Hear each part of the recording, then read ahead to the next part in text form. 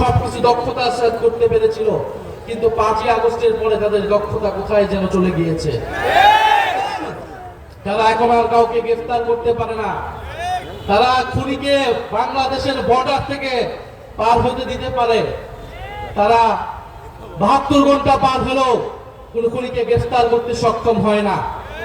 ফলে শুধু স্বরাষ্ট্র উপদেষ্টা নয়, কোথা থেকে এই ধরনের খেলা চলছে সেই ডিপ স্টেট নিয়ে আপনাদেরকে কথা বলতে হবে, সেই গোয়েন্দা সংস্থা নিয়ে আপনাদেরকে কথা বলতে হবে।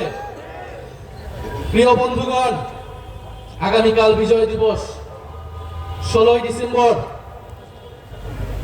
এই বিজয়ের প্রাক্কালে বাংলাদেশের 54 বছরের ইতিহাস আমাদেরকে পর্যালোচনা করতে হয়। 1971 সালের 16ই ডিসেম্বর থেকেই যেমন আমরা বিজয় পেয়েছি, তেমন আমাদের প্রতিরোধের যাত্রাও শুরু হয়েছিল। সেই প্রতিরোধ ছিল ভারতীয় আগ্রাসনের বিরুদ্ধে প্রতিরোধ।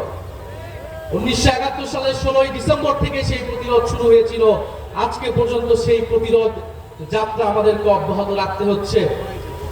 ফলে বাংলাদেশের মানুষকে আমাদের আহ্বান থাকবে, আগামীকাল আমরা উৎসব করতে রাস্তায় নামবো না।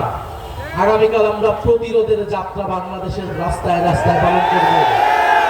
এই ঢাকা শহরে আমরা প্রতিরোধের র্যালি করব। আমরা ভারতীয় আধিপত্যবাদের বিরুদ্ধে, বাংলাদেশ বিরোধী সকল ষড়যন্ত্রের বিরুদ্ধে আগামীকাল বিজয় দিবসে আমরা 16ই ডিসেম্বর ঐক্যবদ্ধ হব। প্রিয় সংগ্রামী বন্ধুগণ, ভারত যদি মনে করে বাংলাদেশকে 5ই আগস্টের পরেও আগের মতোই তারা রাজনৈতিকভাবে হস্তক্ষেপ করবে, নির্বাচনে কারসাজি করবে, ভারতের সেই ভাবনা ভুল।